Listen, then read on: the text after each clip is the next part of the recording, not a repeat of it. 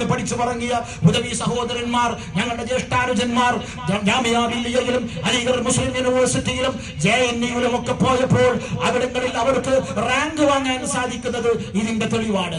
ഇന്ത്യയിലെ മികച്ച സർവകലാശാലകൾ മാത്രമല്ല, ലോകം മുഴുവനും ബഹുമാനിക്കുന്ന ആൽബർട്ട് ഐൻസ്റ്റീൻ വരെ പഠനം നടത്തി അവിടെ പഠിപ്പിച്ച നെതർലാൻഡ്സിലെ ലണ്ടൻ സർവകലാശാലയിൽ പോയിട്ട് പോലും PhD-യും PDF-ഉം ചെയ്യാൻ ദാറുൽ ഹുദയിൽ പഠിച്ച വിദ്യാർത്ഥികൾക്ക് സാധ്യമാകുന്നത് ലോകമറിയുന്ന ഇന്റർനാഷണൽ ഇസ്ലാമിക യൂണിവേഴ്സിറ്റികളിൽ പോയി ലോകത്തെ അത്ഭുതപ്പെടുത്തുന്ന റാങ്കുകൾ വാങ്ങാൻ കഴിയുന്നത് 2-3 കോടി രൂപയുള്ള വലിയ വലിയ സ്കോളർഷിപ്പ് പരീക്ഷകളിൽ അവർക്ക് വിജയം കരസ്ഥമാക്കാൻ കഴിയുന്നത് ദാറുൽ ഹുദ മുന്നോട്ട് വെക്കുന്ന ക്വാളിറ്റി എഡ്യൂക്കേഷന്റെ ഫലമാണ് എന്ന് നാം തിരിച്ചറിയണം. അതോടൊപ്പം മൊറാലിറ്റി വളരെ പ്രധാനപ്പെട്ട ഒരു കാര്യം കൂടിയാണ്.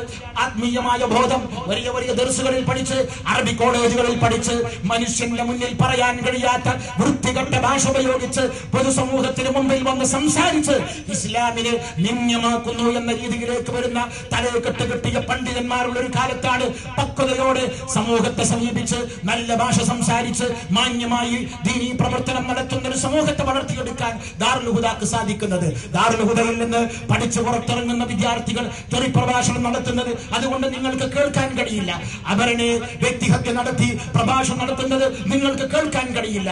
അന്യമതസ്ഥന്മാരുടെ വിഗ്രഹങ്ങളെ മോശമായി ചിത്രീകരിച്ചുകൊണ്ട് ഒരിക്കലും പരാമർശങ്ങൾ നടത്തുന്ന ഒരു ഹുദവിയെ നിങ്ങൾക്ക് കാണാൻ കഴിയില്ല.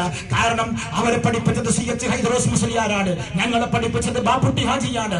ഏറ്റവും നല്ല ആത്മീയ വിദ്യാഭ്യാസം ആദരണീയരായ ഞങ്ങളുടെ ഗുരുവര്യർ മഹാനായ ഉസ്താദ് ഡോക്ടർ ബഹാഉദ്ദീൻ മുഹമ്മദ് നബിയെ പോലെ ലോകമറിയുന്ന മഹാപണ്ഡിതന്മാർ, തരീഖത്തുകൾക്ക് നേതൃത്വം കൊടുക്കുന്ന മഹാരഥന്മാരായ ശൈഖുമാരായിട്ടുള്ള പണ്ഡിതന്മാർ, ചെറുശ്ശേരി സൈനുദ്ദീൻ മുസ്ലിയാരും അതുപോലെയുള്ള ത്യാഗിവര്യന്മാരായ സൂക്ഷ്മതയുള്ള സമസ്തയുടെ ആലിമീങ്ങൾ, അവരാണ് ഞങ്ങൾക്ക് മതം പഠിപ്പിച്ചത്, അവരാണ് ഞങ്ങൾക്ക് തസവ്വുഫ് പഠിപ്പിച്ചത്, അവരാണ് ഞങ്ങൾക്ക് നിങ്ങൾ ആളുകളോട് സംസാരിക്കുമ്പോൾ മാന്യമായ ഭാഷ ഉപയോഗിക്കണം, നിങ്ങൾ നല്ല ഉപദേശങ്ങൾ നൽകണം. ദീൻ എന്ന് പറയുന്നത് നസീഹത്താണ്. നസീഹത്ത് എന്ന് പറഞ്ഞാൽ ശത്രുവിന്റെ പോലും ഗുണം കാക്ഷിക്കലാണ് എന്ന് പഠിപ്പിച്ച മനോഹരമായ ഒരു അധ്യാപനം ഞങ്ങൾക്ക് ദാറുൽ ഹുദയിൽ നിന്ന് ലഭിക്കുന്നു എന്നതിന്റെ തെളിവാണ് ആത്മീയമായി ദാറുൽ ഹുദ മുന്നോട്ട് പോകുന്നു എന്ന് ഞാൻ പറഞ്ഞതിന്റെ സൂചന എന്ന് സാമർഭികമായി സൂചിപ്പിക്കുകയാണ്. പ്രിയപ്പെട്ടവരെ, അല്ലാതെ മറ്റു സമൂഹം ആരാധിക്കുന്ന ദൈവങ്ങളെ നിങ്ങൾ ചീത്ത വിളിക്കരുത് എന്ന് കിതാബുകളോട് നമ്മെ പഠിപ്പിക്കുമ്പോൾ നമുക്ക് എങ്ങനെയാണ് മറ്റുള്ള സമൂഹങ്ങളോട് സഹിഷ്ണുത തകർത്ത് ഈ രാജ്യത്തെ സംഘപരിവാരത്തിന് ആയുധങ്ങൾ ഉണ്ടാക്കി കൊടുക്കാൻ കഴിയുക? എതിരാളികളുടെ മേൽ താൽക്കാലികമായ ഒരു കേവല വിജയം നേടാൻ സ്വന്തം സമൂഹത്തിലെ, സ്വന്തം സമസ്തയിലെ, സ്വന്തം ആളുകൾക്കെതിരെ ആരോപണങ്ങൾ ഉന്നയിച്ചുകൊണ്ട് സംഘപരിവാരത്തിന് ആയുധങ്ങൾ ഉണ്ടാക്കി കൊടുക്കാൻ നമുക്ക് എങ്ങനെയാണ് കഴിയുക?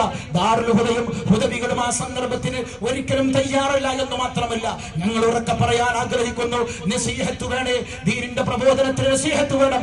ആളുകളോട് ദീൻ പറയുന്ന സമയത്ത് ജനങ്ങൾ മനസ്സിലാക്കുന്നത് ഈ തലപ്പാവ് ധരിച്ച, തൊപ്പിവെച്ച, താടി വെച്ച ഞങ്ങളും നമ്മെ കാണുമ്പോൾ ആളുകൾ മനസ്സിലാക്കുന്നത് ഇതാണ് ഇസ്ലാം എന്നാണ്.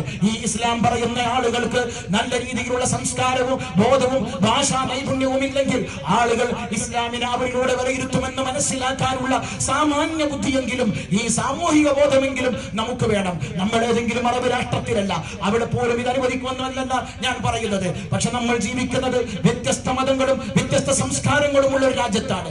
ആ രാജ്യത്ത് നമ്മൾ ജീവിക്കുമ്പോൾ മറ്റു മതസ്ഥരെ ബഹുമാനിക്കണമെന്ന് പരിശുദ്ധ ഖുർആൻ പഠിപ്പിച്ചത് അക്ഷരാർത്ഥത്തിൽ പാലിച്ചില്ല എങ്കിൽ ഈ രാജ്യത്ത് എനിക്കും നിങ്ങൾക്കും ഒക്കെ ശേഷം നമ്മുടെ മക്കളും പേരമക്കൾക്കും വരാനുള്ളതാണ് എന്ന തിരിച്ചറിവ് പണ്ഡിതന്മാർക്കും ഈ രാജ്യത്തെ ഇസ്ലാമിക പ്രബോധകന്മാർക്കും ഉണ്ടാകണമെന്ന് ഹാദിയും ദാറുൽ ഹുദയും വളരെ വിനയത്തോടുകൂടി, ഒരാക്ഷേപവുമില്ലാതെ, നിങ്ങളോടുമുള്ള ഗുണകാംക്ഷയോടുകൂടി ഇവിടുത്തെ പൊതുസമൂഹത്തോടും ഇസ്ലാമിന്റെ പ്രവർത്തകരോടും വളരെ വിനയത്തോടുകൂടി, സംഘടനാ വ്യത്യാസമില്ലാതെ എല്ലാവരോടും വിനയത്തോടുകൂടി അഭ്യർത്ഥിക്കുവാൻ ഈ സന്ദർഭം ഞങ്ങൾ ഉപയോഗപ്പെടുത്തുകയാണ്.